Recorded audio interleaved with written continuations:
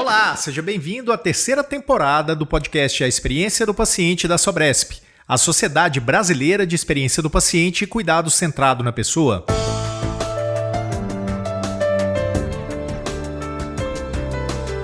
Aqui discutimos as melhores práticas, inovações e tendências e os desafios do cuidado humanizado na saúde.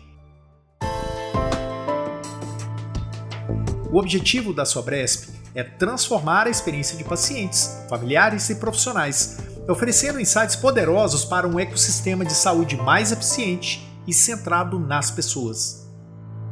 Junte-se a nós e conecte-se a um futuro mais humano na saúde. Neste episódio, recebemos a médica de família e comunidade, pesquisadora e escritora Mayara Floss, referência em prescrição social, autora dos livros Diário dos Abraços e Mundo Impossível. Eu selecionei alguns cortes da conversa de hoje para você entender como é que vai ser esse episódio. A educação, a gente sabe que é um dos determinantes de saúde mais negligenciados. Quem falou isso foi o The Lancet, um dos maiores jornais médicos, né, que existem. Então, esse determinante super negligenciado eu posso mudar com os meus pacientes. E é isso que eu venho fazendo ao longo desses anos. É que agora, a partir de junho desse ano, este encaminhamento ele pode ser feito por dentro do sistema. A gente conseguiu fazer uma parceria de fato. Eu encaminho como eu encaminho para qualquer outro ponto de profissional da saúde da rede, para um psicólogo, para, enfim, qualquer um. A gente encaminha para voltar a estudar. E aí a gente combinou um fluxo que eles vão ver qual unidade de saúde que essa pessoa é. Ah, ela é mais do norte, ela é mais do sul, mais de qual parte do município. E aí, daquela região, um professor vai entrar em contato, que é o professor já que está mais próximo, ou a professora que está mais próxima daquela pessoa. Quando a gente vai para o coletivo, o coletivo é muito potente. Então, a partir dessas ações culturais, a partir dessas ações de horta, a partir das ações da EJA, a gente conseguiu refundar o Conselho Local de Saúde do lugar onde eu trabalho. Eu acho que a educação, a arte, a saúde, trabalhando juntos, a gente consegue trabalhar com cidadania, consegue transformar muito. E eu acho que eu vou buscar da nossa conversa hoje, vou buscar de volta o Ailton Krenak, que o futuro ele é ancestral.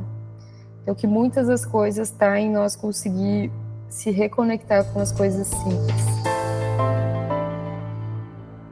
Bora começar? Então vem comigo, eu sou Túlio Fonseca e estou muito feliz de estar com você nesse episódio. E eu começo provocando a Mayara, o que será que as pessoas falam dela quando ela sai da sala?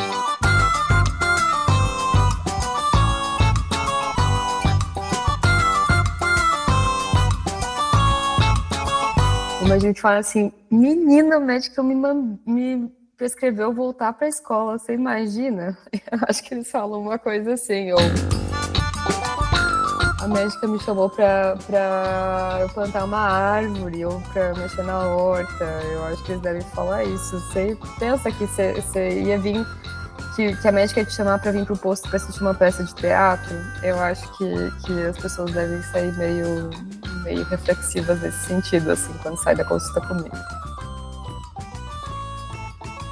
Mayara, seja bem-vinda. É um prazer falar com você. E em nome da Sobresp, a gente agradece por você ter topado estar aqui com a gente para contar a história, falar um pouco mais sobre alguns desafios, algumas coisas muito legais que a gente vai ver durante o episódio. É um prazer estar aqui com vocês, assim, eu que agradeço o convite e fico muito feliz de poder compartilhar um pouquinho das histórias e o que vier hoje dessa conversa. Bom, o nosso papo de hoje, ele começou numa manchete de jornal que dizia assim: médicos de família prescrevem volta aos estudos. A ideia desse episódio nasceu ali quando eu abri a Folha de São Paulo. A personagem era a médica Mayara Floss. Resumindo muito, a história falava de um paciente que saía sem remédio, mas com uma prescrição para retomar seus estudos. É a prescrição social, que tira o cuidado do automático e coloca a pessoa no centro. Mayara, Quando é que esse olhar nasce na sua prática médica? Como a escuta clínica leva a esse tipo de decisão e o que isso transforma na trajetória dos pacientes e na rotina da equipe da saúde? Vamos por partes, então, que são várias perguntas, né, encapsuladas, assim. Então, antes de eu ser médica de família e comunidade, né, quando eu estava na minha formação, eu tive a oportunidade de ajudar a fundar, e eu acho que é importante trazer isso, assim, da nossa formação médica, mas não prometo que não vai ser muito longo, assim, né, mas eu fundei a Liga de Educação e Saúde, que era um lugar onde a gente exercitava radicalmente a escuta. Né, eu me formei na Universidade Federal do Rio Grande e era um lugar que a gente ia para a comunidade para escutar. Chegava a passar meses só escutando para depois pensar numa intervenção. Às vezes você vai numa comunidade que acha que você julga pelo que você sabe, pelos dados, pelo que a mídia mostra, que o maior problema, que um grande problema é a violência e que as pessoas querem falar sobre isso. Mas às vezes a gente chega lá, conversa com as pescadoras, com as artesãs, né, no meu caso, e descobre que elas querem falar sobre tireoide. E não adianta eu querer estar falando sobre violência e as pessoas estarem querendo falar sobre tireoide, né? E a gente precisa equalizar um pouco isso, né? E acho que isso vem de aprender a escutar muito para poder depois falar, né? Então eu acho que eu, desde a minha formação, tive a oportunidade, junto com um médico de família e comunidade, professor Tarso, e trabalhando essa minha escuta, e isso foi me atravessando ao longo da minha formação, ao longo da minha residência. Então, eu acho que essa escuta muito com tempo, com calma, com cuidado, e eu acho que de perceber, sabe, eu estava trabalhando numa comunidade, eu trabalho em Florianópolis, eu estava trabalhando numa comunidade e eu começava a perceber que tinham muitos pacientes que não tinham completado o ensino fundamental, alguns que não sabiam ler, e aí eu ficava, e a gente fica pensando, médica de família e comunidade fica pensando um monte de coisa, o que eu posso fazer para ajudar nesse território? Já tem vulnerabilidade da moradia, a vulnerabilidade dos vínculos trabalhistas, as vulnerabilidades que já atravessam a realidade dessas pessoas. Mas talvez uma coisa que eu consiga mudar de fato é facilitar o acesso à educação. Então eu percebi isso, entrei em contato, liguei no telefone que tem no site da prefeitura, liguei na Secretaria Municipal da Educação e perguntei como é que era para as pessoas voltarem a estudar, como é que era o procedimento, como é que fazia. Eu descobri que tinha matrícula o ano todo, isso eu achei bem legal, já quando eles me explicaram, enfim, mandei e-mail perguntando e criei um fluxo, né? Que às vezes tu diz, vai estudar, volta a estudar, entra na faculdade, mas como é que eu entro na faculdade? Como é que eu faço isso? Como é que é voltar a estudar? Né? E o medo de entrar na sala de aula de novo, né? Acho que tem tantas coisas que atravessam, assim. Então, eu comecei a organizar e explicar como é que ia funcionar. Eu tive a sorte de ter um polo de EJA, um polo avançado de EJA muito próximo de onde eu estava trabalhando na época. Então, era basicamente meia quadra, atravessar uma rua, estava no polo da EJA. Quando eu descobri isso, eu comecei a prescrever para os pacientes. Voltar em caminho à EJA. Fulana de tal, estudou até tal ano, precisa de apoio para leitura, vem às vezes de outro lugar, escrevi uma cartinha para o professor da EJA como se eu estivesse escrevendo um encaminhamento para um cardiologista, para um psiquiatra. Começou assim, então eu acho que a educação, a gente sabe que é um dos determinantes de saúde mais negligenciados. Quem falou isso foi o The Lancet, um dos maiores jornais médicos, né, que existem.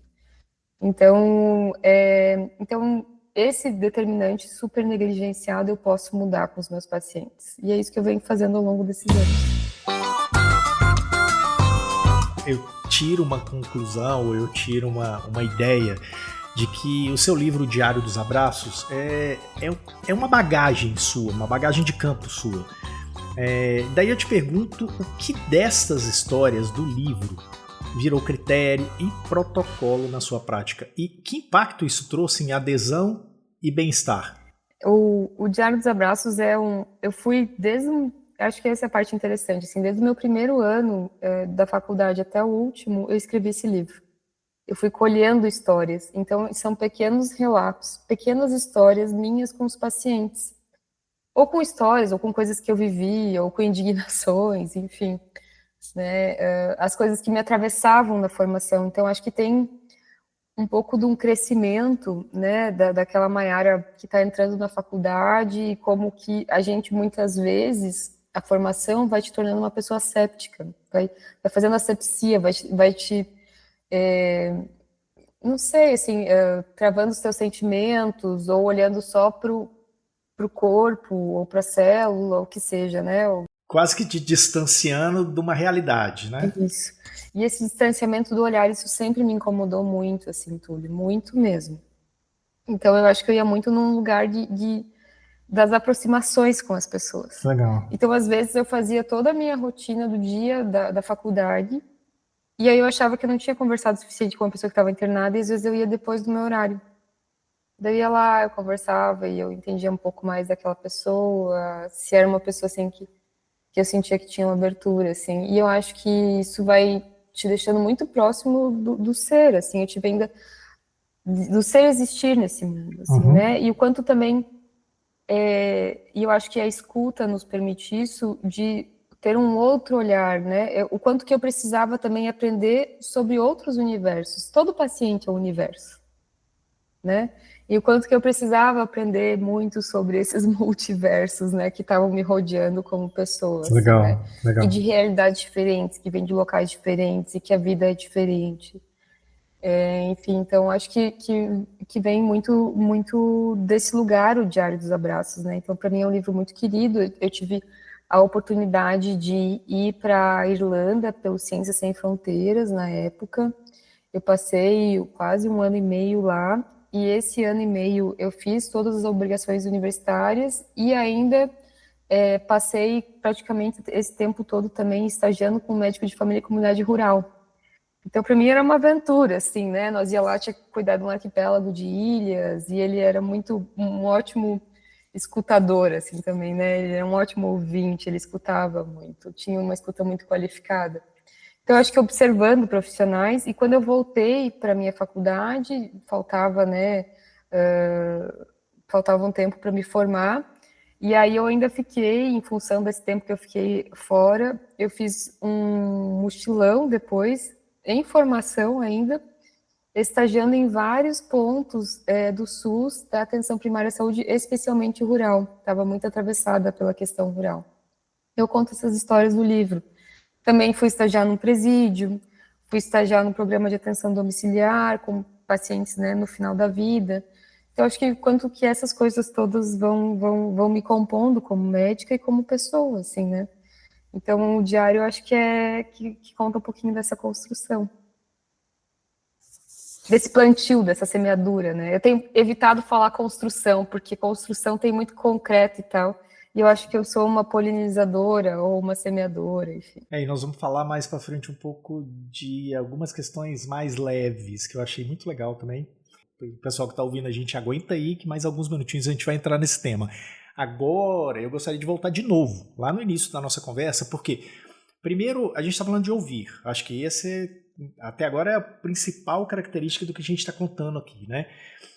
E contar uma história, ou contar algum caso, alguma coisa nesse sentido, e a gente não ouvir a história de quem está contando essa história, eu acho que vai ficar uma coisa complicada.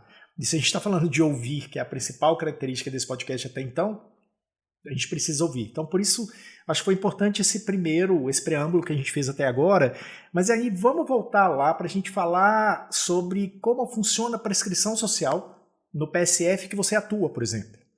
Né? Porque tem gente ouvindo a gente em todos os estados do Brasil, e aí fica naquela, mas como é que eu posso fazer isso no meu, né, no PSF que eu atuo, na minha realidade, na minha unidade de saúde e tudo mais?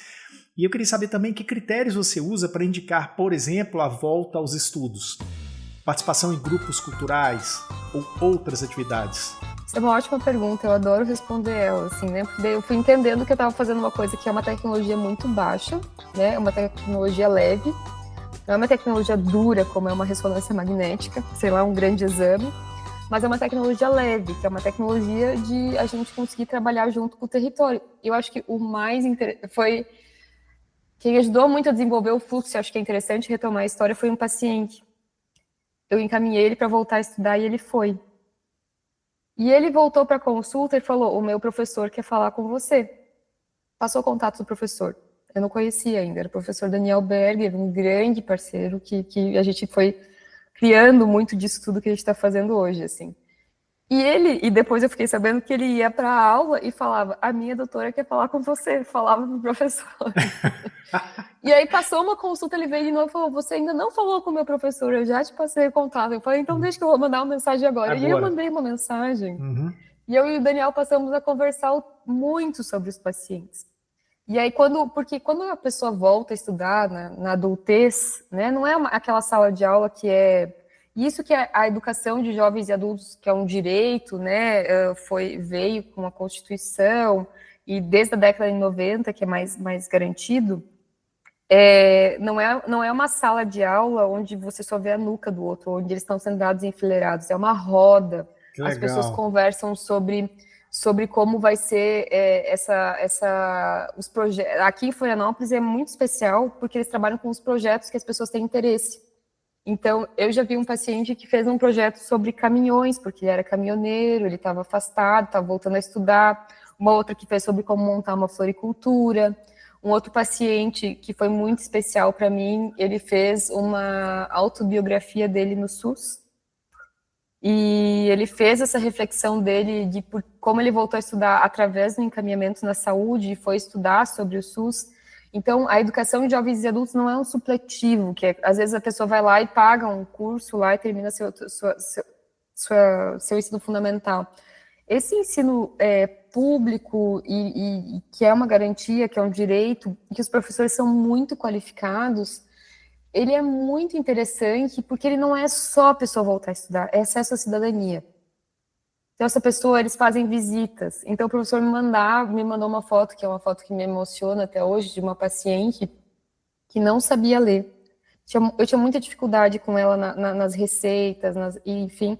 E ele mandou uma foto dela assinando o nome dela pela primeira vez num livro, numa exposição. Nossa, que Numa massa. exposição que Que ela foi massa. pela primeira vez indo, então, num museu, pela primeira vez assinando o seu nome, e ela tinha 70 anos, né? E ela estava aprendendo essas coisas nesse momento da vida dela, né? Então, é muito transformador, é muito transformador. E assim, Túlio, e quem está nos ouvindo, né? A gente acha que, e provavelmente quem está ouvindo o podcast tem acesso a muitas coisas para estar ouvindo esse podcast, né? Tem talvez muitas dificuldades, mas tem acesso a muitas coisas. Mas a gente sabe que quase 50% da população brasileira não tem o ensino fundamental completo. Isso é um grande problema. E a gente precisa trabalhar, né? Pessoas acima de 25 anos, principalmente, e principalmente também as camadas dos mais idosos. Então, os critérios, a pessoa não estudou, para mim já é uma pessoa que precisa voltar a estudar. E às vezes eu fico conversando com essa pessoa, porque eu acho que o bonito da minha formação e de eu ser médica de família e comunidade, da minha especialização, da minha residência, é que tem várias pessoas que vão ver a foto do paciente, vão ver o paciente hoje, vão ver dali muito tempo de novo, uma vez por ano, né, dependendo da especialidade, ou menos, ou se for uma emergência uma vez e nunca mais vai ver, enfim, né. Eu sou médica de família e comunidade, né, trabalho com longitudinalidade, enfim, eu vejo o filme. Eu vejo a pessoa triste, eu vejo a pessoa feliz, eu vejo ela várias vezes ao ano. E a oportunidade de ver o filme é que eu posso várias vezes conversar sobre voltar a estudar. Às vezes não é só um encaminhamento, é um entender por que não estudou, porque o pai dizia que mulher não ia estudar. Eu já escutei isso mais de uma vez. Porque são tantos motivos, assim, porque tinha que trabalhar, porque, enfim, porque tinha dificuldade em uma disciplina, talvez tinha alguma dificuldade e não conseguiu desenvolver isso, a escola, na época, não conseguiu desenvolver isso, ou porque era da roça e era muito longe a escola. E a gente entender que essa pessoa sofreu uma violência que ela não teve esse acesso, e a gente poder oportunizar isso através da saúde. E aí, quando ela vai lá, ela acessa a saúde, ela acessa a educação, e através da educação, ela aprende a andar de ônibus, né? Porque essa pessoa às vezes não sabe andar de ônibus. Ela aprende a circular na cidade, ela ganha o direito à cidade, né? Ela vai pela primeira vez numa exposição, no museu, ela vai pela primeira vez no teatro.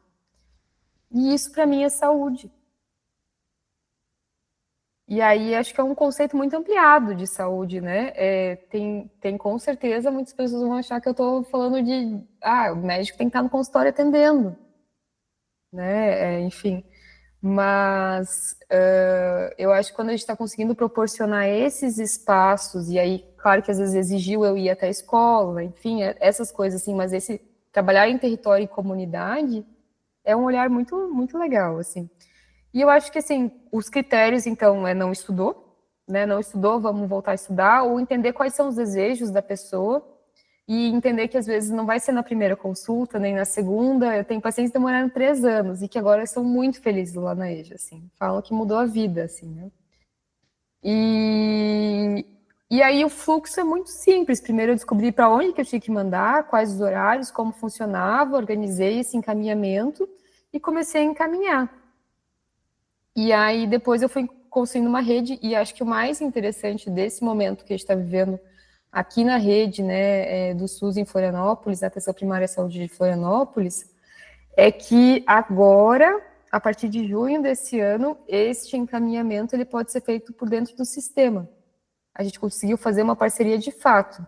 Eu encaminho como eu encaminho para qualquer outro ponto de profissional da saúde da rede, para um psicólogo, para, enfim, qualquer um, a gente caminha para voltar a estudar.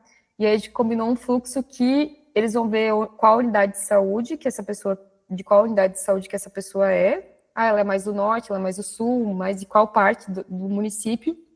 E aí, daquela região, um professor vai entrar em contato, que é o professor já que está mais próximo, ou a professora que está mais próxima daquela pessoa, territorialmente.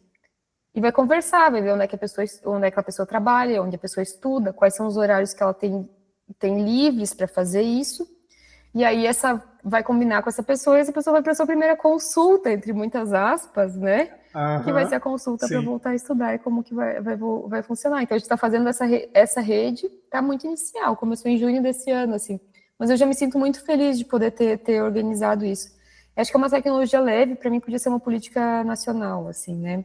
Do SUS, do Ministério da Saúde, do Ministério da Educação e do Ministério do Trabalho, porque se as pessoas estão mais qualificadas, elas vão conseguir também trabalhos melhores. Então, e do Ministério da Cultura, a gente pode pensar assim, né, enquanto que é uma política de transbordamento, assim, que a gente vai para essas bordas que ficam muito fluidas, assim. Bom, e a gente fala de várias coisas que muita gente possivelmente nunca tinha ouvido falar, ou não tinha ouvido falar desta forma, não tinha nem imaginado que funcionasse desse jeito e tudo mais, né? E eu queria ir em frente. Eu queria falar agora de um termo que também é novo para muita gente, que acho que pode ter gente que pode ter achado que a gente errou na grafia do nome na descrição do podcast, que é terapêutica. O que exatamente significa isso? E como é que isso muda a forma de medir o sucesso na saúde? Bom, terapêutica vem de terra mesmo, né? De a gente se conectar com a terra. Isso vem muito daí. Eu quero também dar o crédito para Alex Milano Paulo, que foi a primeira pessoa que me apresentou esse termo, assim, né? E as reflexões que a gente precisa ter em relação a o quanto que a gente foi se desconectando da Terra, né? A gente foi entendendo que a humanidade é uma coisa e a natureza é outra e o resto do planeta é outra, né? Enfim, e a gente parece que é quase que um extraterrestre vivendo na Terra que não quer se conectar com as coisas. E a gente tem vivido muitas consequências das mudanças climáticas, seja as enchentes no Rio Grande do Sul, sejam as secas extremas no norte do Brasil, né? A gente tem vivido muito essas consequências. E o meu doutorado foi sobre mudanças climáticas, né? E eu venho pensando muito em como que a gente pode trabalhar, porque muito quando a gente vamos estudar depressão, né? Aí as primeiras medidas comportamentais é fazer atividade física, pensar, né, numa terapia, em espaços de conversa. E sempre é muito comum, assim, eu vejo que a gente ir logo para medicação. E eu não estou dizendo que tem casos que não precise, ou pacientes que estão muito graves, eu não estou diminuindo nada disso. Mas quanto que a gente precisa construir estratégias para lidar com isso, né? Então, uma das estratégias, a gente tem um grupo no meu centro de saúde lá no Itacurubi, que se chama Florescer, e aí a gente se encontra para mexer na terra, né? Para pensar nesse espaço, a gente construiu uma espiral de ervas, a gente tem um canteiro de plantas alimentícias não convencionais, a gente tem plantas para o pulmão, plantas. E o quanto que isso assim, vem do simbólico, né? De a gente se reconectar para os meus pacientes. Eu prescrevo plantar árvores como uma terapêutica também. Eu acho que eu tenho também, junto com os meus residentes, né? Eu também sou preceptora. A gente tenta trabalhar com a ideia do pré-natal verde, dos pacientes voltarem, terem na gestação, né? Se tiverem um espaço para plantar uma árvore, eu vou atrás de conseguir as mudas para fornecer para essas pessoas, para essa árvore crescer com essa criança. Então, esse tipo de ação, eu acho que faz a gente pensar em resiliência, porque se a gente olhar a realidade, ela é muito dura. Né? Então, o que eu posso fazer para deixar ela mais verde, mais plantada, para plantar futuro, né, para nós, então, para nós como humanidade. Então, eu acho que a terapêutica se atravessa em vários espaços, assim. E a gente pode falar que, basicamente, ouvir é se conectar ou se reconectar. E, nesse caso, seria ouvir a terra, ouvir a origem. Seria isso? Alguma coisa nesse sentido? Eu acho que quem vai nos trazer boas respostas para isso, por exemplo, é Ailton Krenak, uma liderança indígena do povo Krenak, que eu admiro muito, que ele fala que o futuro é ancestral e que muito das coisas que a gente às vezes fica batendo a cabeça de pensar como fazer, muitas vezes está em plantar uma árvore.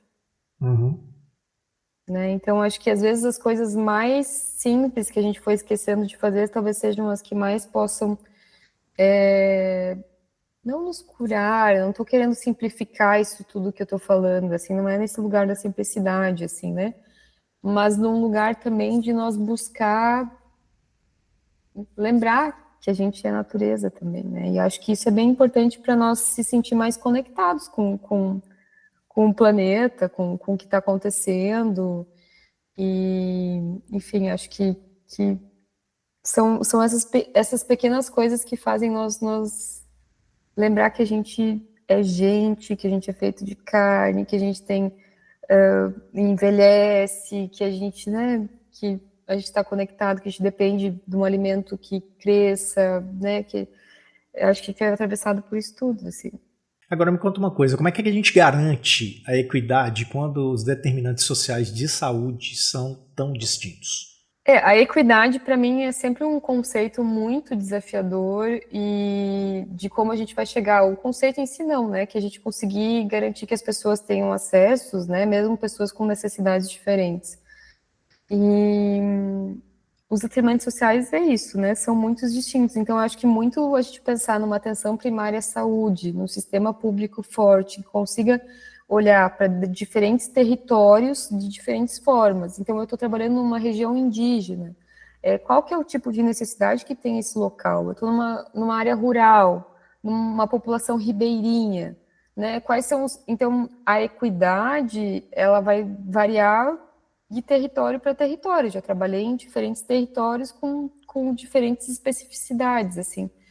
Mas eu acho que voltar a estudar, eu acho que acessar a natureza, acessar a cidadania, acessar a cultura, são formas de nós garantir equidade quando a gente pensa nesses determinantes sociais. Eu tenho uma história de uma situação de uma paciente que ela ouviu pela primeira vez uma pessoa tocando violino por uma ação que a gente fez de tocar o violino na agrofloresta, que a gente está plantando nos fundos do centro de saúde. E aí, quando a gente estava conversando sobre depressão, sobre tristeza, não depressão, sem querer pôr na caixinha, mas sobre a tristeza, eu perguntei o que ela fazia, como que ela se acolhia, o que ela podia fazer quando ela estava nessa situação. da tristeza. E ela falava que ela lembrava da pessoa tocando violino. E eu achei que o que a gente está fornecendo quando a gente está fazendo essas coisas é repertório também. É você se conectar com o trabalho de um artista, é você se conectar com o riso, né? São essas coisas. A gente, né, tivemos diversas apresentações de palhaçaria, né, no meu centro de saúde, recentemente, inclusive. E eu acho que isso desloca um pouco a pessoa, né? Às vezes, porque às vezes depende o lugar, as pessoas, o que elas estão acessando, falta repertório também, né? E a gente precisa trazer um pouco de outras coisas, outros respiros, né? Para pensar, assim. Então, eu acho que a equidade é um lugar muito difícil. Eu acho que a gente precisa falar também, quando fala disso, de determinantes, provimento de profissionais da saúde, recrutamento, retenção desses profissionais. A gente vem vivendo numa era de pejotização, e aí a longitudinalidade do cuidado, que é uma coisa muito essencial, que é você sempre ter o mesmo profissional olhando para você, não precisar recomeçar a história diversas e diversas e diversas vezes, né? Sim, legal. E essa longitudinalidade, que é o que eu chamo do filme, não só a foto, a gente consegue com profissionais com estabilidade, com garantia de que vai estar com o seu trabalho. Então, acho que tem muito esse olhar também. A equidade se atravessa muito sobre esse olhar de como que a gente vai trabalhar isso, assim, né? Esse provimento e regiões que são mais remotas e que é mais difícil. Como é que a gente... Não é a mesma coisa que você ter uma unidade de saúde em Florianópolis, uma unidade de saúde no meio São Gabriel da Cachoeira, na Amazônia, assim, né? E as distâncias, e como é que a gente vai... Eu acho que muito também é passar pelo olhar do profissional, né? A gente poder falar sobre burnout, sobre estresse, sobre talvez redução da carga horária, sobre como que a gente pode trabalhar com a qualidade, porque o profissional estar bem significa também poder fornecer um cuidado de qualidade, assim, né? Então, acho que a equidade, ela tem muitas camadas para a gente olhar, assim, né? E as mais simples também, comida boa, de qualidade, sem veneno, acesso à água, acesso, né, a todas as coisas que a gente já veio conversando, para não me alongar muito, assim, mas eu acho que todos esses fatores, não vai ser só acesso à saúde que vai garantir equidade, né? É acesso a tudo, é poder ter acesso à educação também. Bom, e você falou aí agora sobre a questão do projeto de agrofloresta, que está integrado ao posto de saúde, o que é bastante pouco convencional. Que aprendizados surgiram ao incluir terra, plantas e cultivo na rotina assistencial? É muito legal, assim, às vezes eu tenho um paciente que está com uma tosse, e a gente sabe, por exemplo, de evidência mesmo que um quadro viral vai passar com o tempo, assim, as medicações fazem muito pouco, assim, mas um chá já tem até uma coisa na memória afetiva, assim, né, da coisa assim. Então, às vezes eu converso com o paciente, se a pessoa está aberta àquilo, né, sei prescrever as plantas, a gente já vai lá, já colhe a planta, a pessoa já leva a sua planta para casa, já faz o seu chá, né, eu acho que isso é um processo de cuidado muito legal, assim, né, então acho que e esse momento que eu tenho, às vezes uma vez eu estava com uma paciente que estava muito estressada, assim, e aí eu dei várias batatinhas para ela plantar, sabe? E aí ela ficou naquilo um tempão, na coisa plantando as batatas, e daí no final eu perguntei e ela falou, esqueci porque eu estava estressada. Né? Eu falei, é isso, assim, eu acho que eu tenho essas pequenas respostas, assim, né, do quanto... E às vezes o quanto que às vezes tem que sair um pouco do mental e ir para o corpo e ir para a terra, assim, sabe, né? Então, o quanto que a gente colher, plantar, cultivar, cuidar, ele tem muita potência. Agora, a gente pode falar de arte, literatura e educação, porque isso aí faz parte de um projeto que é um sábado artístico, né, lá no PSF. E quais impactos que esse projeto trouxe, né, e vai trazer para a saúde mental e para o vínculo entre a equipe de saúde e a comunidade? Essa é uma pergunta muito gostosa de responder, assim, né, Túlio? Então, a gente vem trabalhando com a ideia, primeiro, além de encaminhar os pacientes para voltar a estudar, eu comecei a sentir que tinha um auditório no centro de saúde que estava subutilizado. E aí agora 2 vezes por semana, e já com tendência à ampliação, começou a rodar uma turma de EJA num polo avançado dentro do posto de saúde. Sério? Então, atualmente às vezes eu prescrevo, se é no horário da aula, já pego o paciente pela mão e já levo conhecer a sala de aula. E os professores, e os colegas e tal, às vezes a pessoa já senta, já fica lá e já está, já se matricula, enfim, já está acessando esse direito, né? Que é esse posto de saúde, centro de saúde, né? Que vira uma escola, né? E eu trabalho num território que é perto de uma universidade, da UDESC, Universidade do Estado de Santa Catarina, que é onde tem os cursos de artes visuais, teatro, música, e eu atendo muitos pacientes, né, alunos, enfim, e eu sempre vou convidando, assim, né, às vezes a pessoa fala, eu tenho muita curiosidade, assim, a pessoa fala, eu toco na orquestra, qual instrumento, o que tu gosta de tocar? Eu sou muito curiosa, assim, sabe, não só sobre a pessoa, a doença, não só sobre a doença, mas sobre a pessoa. E aí eu falo assim, você não tem vontade de se apresentar? Né? E aí, às vezes, os pacientes vão, tem paciente, agora que eu estou organizando, que vai tocar sax, lá aí, às vezes, a gente faz música na agrofloresta, que é nesse espaço lá atrás, a gente criou um espaço que chama a Sala Verde de Espera, funciona mais no verão, que aqui o inverno é frio. Estamos esperando conseguir doação de bancos para melhorar um pouquinho a qualidade. Então, isso tudo foi se construindo muito assim com o trabalho local e com mobilização local. Mas a ideia, então, é os pacientes esperarem do lado de fora do centro de saúde, não na sala de espera lá dentro. Que elas possam sentar lá fora, que elas possam ficar embaixo de uma árvore, que elas possam sentir o cheiro das plantas, enfim, sabe? Eu acho que isso é cuidado também, né? Que isso é o cuidado. E aí o sábado artístico, a gente fez ano passado o primeiro encontro cultural para a infância de todas as idades. E aí foi um dia que o Centro de Saúde abriu mais para essa articulação popular e para fazer uma programação de apresentações, seja na horta, seja na sala de espera. E eu acho que, assim, foi sensacional, porque os artistas entraram e ocuparam aquele espaço, que geralmente é o espaço que as pessoas esperam, e esse lugar da espera é um lugar meio dolorido, assim, né, de esperar e tal. E eles pegaram aquelas cadeiras, e aí, isso me marcou muito, assim, eles pegavam as cadeiras e fizeram daí primeiro colocaram como se fosse um U, assim, porque ia ter uma apresentação de uma peça de teatro. Aí depois viraram as cadeiras, viraram para o outro lado e a gente teve uma mostra de cinema. E aí depois pegaram as cadeiras, fizeram um corredor no meio e teve um desfile de drag queen, assim. Então, sabe? E aí eu acho que transformar esse espaço que para nós profissional também é um espaço duro, que é o espaço onde tu tem o próximo paciente para chamar, onde tu tem a pressão assistencial, né? Enfim, eu que trabalho no SUS, né? Não é a realidade de todo mundo, mas na minha realidade, transformar esse espaço num espaço que olha para a pessoa de um outro jeito, né? E para nós também, profissionais, eu acho isso muito legal, assim, né? Então, a gente teve várias peças, teve comida compartilhada, a própria comunidade organizou refeição, as pessoas comiam. A gente pintou o muro onde tem a agrofloresta, a horta, enfim, a gente pintou lá atrás o muro, então a gente chamou um coletivo que ajudou a pintar, a fazer um desenho que representasse.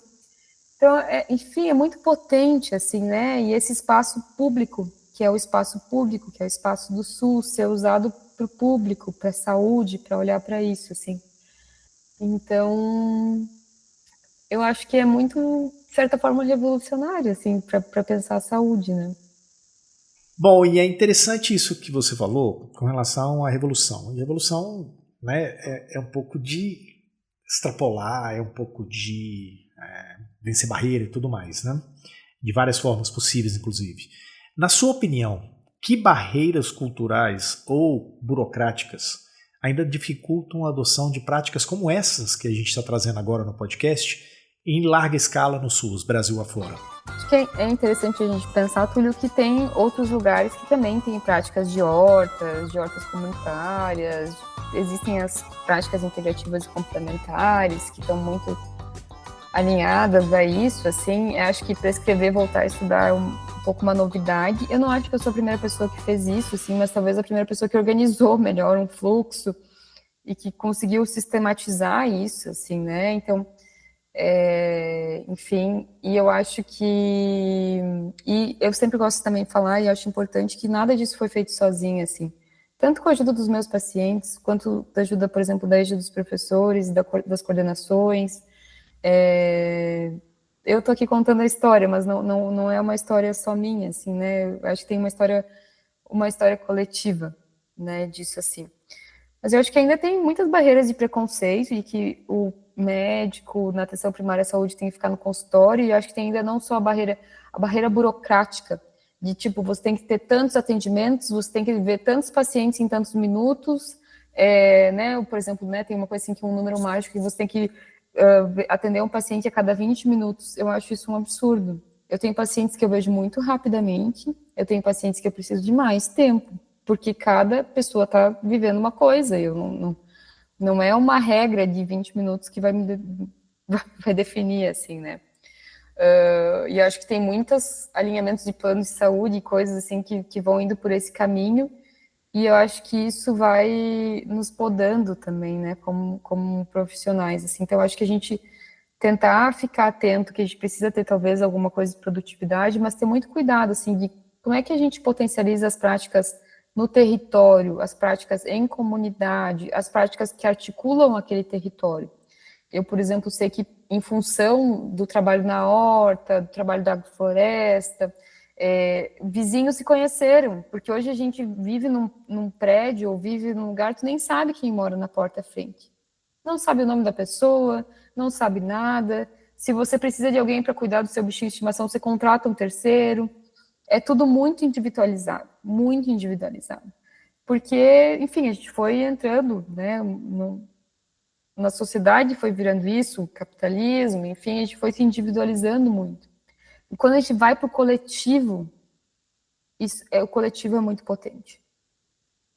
Então, a partir dessas ações culturais, a partir dessas ações de horta, a partir das ações da EJA, a gente conseguiu refundar o Conselho Local de Saúde do lugar onde eu trabalho.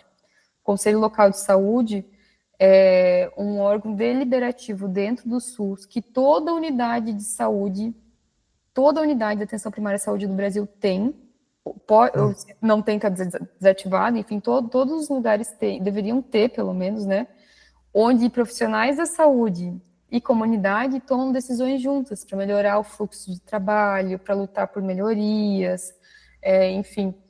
E, em geral, esses locais estão esvaziados.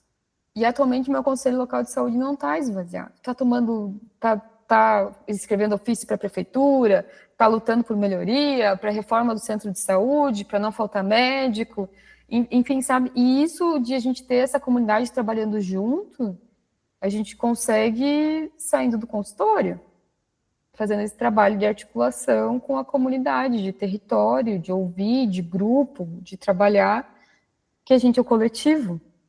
Não só o coletivo humano, o coletivo com planta, com bicho, com, né, todos esses outros coletivos, assim, né.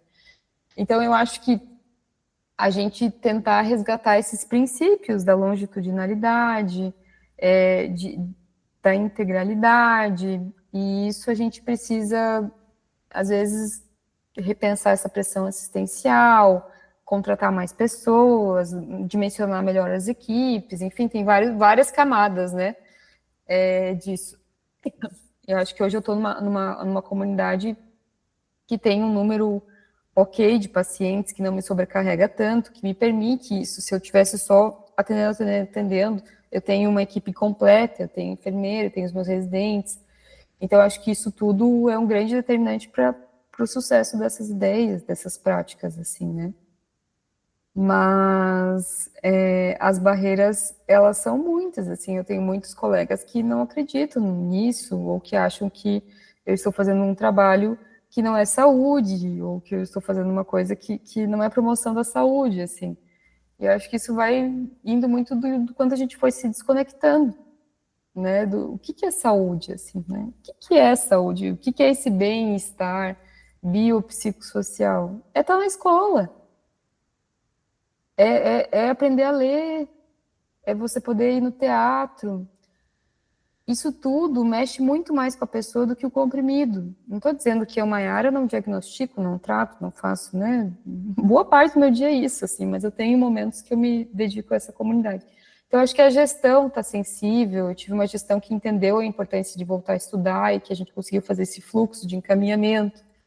Mas eu acho que os vários níveis de gestão estarem sensíveis ajuda muito a nós, né, conseguir fissurar essas barreiras para plantar algumas sementes. Bom, a gente vai falar de semente, a gente falou de alguns desafios. Eu vou usar um outro livro seu para a gente finalizar esse episódio. Entre os mundos impossíveis, é basicamente isso que a gente acabou de falar, né? Então, entre esses mundos impossíveis que você imagina em seus contos e a realidade do PSF, que futuro você enxerga para um cuidado verdadeiramente centrado na pessoa, não na doença, e também no planeta, na Terra? Ah, que pergunta bonita, assim, né? Tudo obrigada. Eu escrevi um livro que eu lancei ano passado chamado Mundo Impossível. Tem uma história bem curiosa desse livro que ele chegou aqui em casa e eu fiz a minha formação em Porto Alegre e na cidade de Rio Grande, no Rio Grande do Sul. Ele chegou no meio da enchente aqui em casa. Logo no começo da enchente, a impressão. E ele é um livro todo preto. Eu assinei o design dele também, que eu queria que fosse um livro que as pessoas sentissem o peso que é esse mundo impossível, assim, né? Eu faço, então, uma série de contos que eu faço um exercício. Eu vou dar um exemplo só de um conto, assim, que é um conto em que não existem mais árvores. E aí a história de uma engenheira florestal do futuro, que ela trabalha com impressão de árvores em grandes impressoras 3D, assim. Então é uma coisa muito fora, assim, né? É uma viagem, né? Mas eu trabalho com uma ideia de comunicação muito fina nos contos, que é como que eu vou explicar sobre poluição do ar de uma outra maneira, que não é a maneira da fisiopatologia e das coisas, usando um realismo fantástico, usando ficção, para ajudar essas pessoas a pensarem sobre, para ajudar as pessoas, os leitores, as leitoras, a pensarem sobre isso. Então, eu trago conversas muito profundas e não falo em mudanças climáticas quase nunca no livro. Mas eu trago informações que talvez aquilo chegue na pessoa por um outro lugar que não é o viés da lógica, que não é o olho da lógica, ou que não é o olho da biomedicina, mas o olho da arte, da literatura, né? E, enfim, esse livro, a gente está chegando muito próximo da COP, né? E é um livro que fala sobre mudanças, e são contos, né, ficcionais que passam pelo Brasil, desses diversos mundos impossíveis, assim, que eu fui pensando. Mas é um exercício, o livro inteiro é um exercício para pensar os mundos possíveis. Né? Quais são os mundos possíveis que a gente consegue pensar quando a gente consegue, talvez, visualizar essa realidade muito dura, assim? E quando quando eu estudo e venho estudando mudanças climáticas, sempre me pega muito, assim, porque, às vezes, em alguns momentos, é muito duro. E eu preciso pensar, poxa, né, como é que eu vou trabalhar a minha própria resiliência e como é que eu vou conseguir comunicar isso com as pessoas? Então, esse livro é um exercício. Tem até nas primeiras, quem comprou na pré-venda, a gente colou uma folha de carbono dentro, que é para se sujar, que é para você pegar o livro e você sentir que você está marcando o mundo. Porque a gente o tempo inteiro está marcando o mundo. Gravando esse podcast, a gente está marcando o mundo. Né? Então, enfim, eu acho que eu trabalho muito com esperança, assim, daí talvez quem pegou o livro ficou muito desesperançoso, assim, né?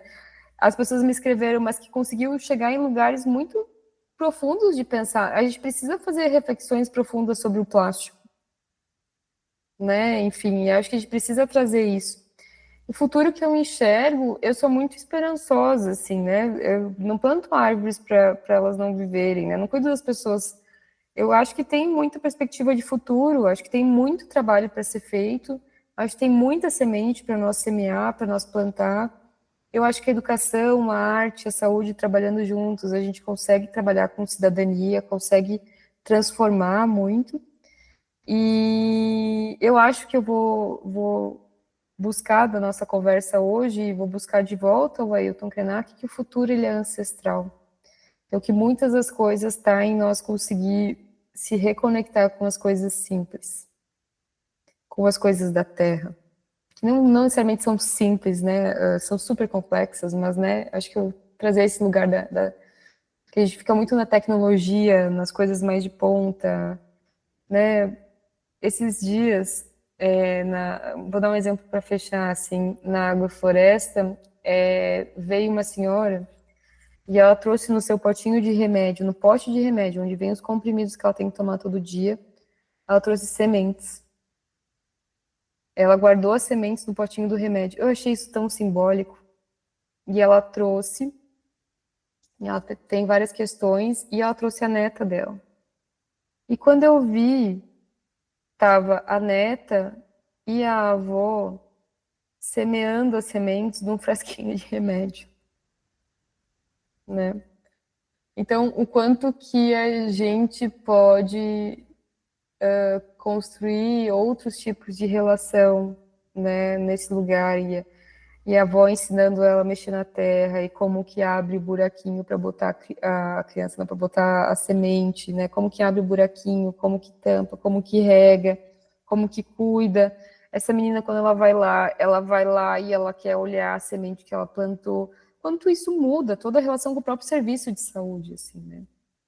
Então, acho que é possível, né? Estamos aí tentando plantar os mundos possíveis, né? Já que, enfim, fissurando as realidades duras com a nossa prática, com o nosso cuidado, com uma escuta ativa e com sementes. Muito bom, Mayara. Acho que a gente fez um episódio muito massa hoje, muito massa. Acho que você contribui pra gente com muita história muito legal, muito consistente. A experiência, né? Experiência importante, relevante, diferenciada, consistente. E eu espero que as pessoas aproveitem muito isso, né? A gente vai falar sobre realmente abraços, sobre mundos possíveis, né? Que a gente consiga seguir em frente, que a gente consiga possibilitar isso para as pessoas. Acho que as pessoas... Esse podcast fala muito disso, do cuidado na pessoa, centrado na pessoa, mas acho que a vida é isso, né? Um relacionamento focado nas pessoas mesmo. E acho que você conseguiu trazer para a gente hoje aqui foi sensacional. Então, em nome da Sobresp, te agradeço muito por ter participado. E espero que a gente volte a encontrar, volte a falar de mais coisas legais sobre isso, e espero te ver, abrir outros jornais e estar vendo isso que você está fazendo aí nessas páginas de notícias para, sei lá, trazer um pouco de coisa boa pra gente no dia a dia. Uhum. Muito obrigada pelo convite, é uma alegria para mim estar aqui com vocês. Eu acho que a experiência do paciente é central, né, enfim, do paciente, das suas famílias, das suas comunidades e tudo que está envolvido nisso. Eu vou deixar só, aproveitando que eu falei dos livros, uma recomendação de procurar a editora Coragem, que é onde estão os livros, para quem se interessar. E eu fico muito à disposição, vou adorar um próximo encontro, né? Vamos ver como as pessoas vão reagir ao podcast e depois a gente conversa mais. Mas foi um grande prazer, muito obrigada pelo convite.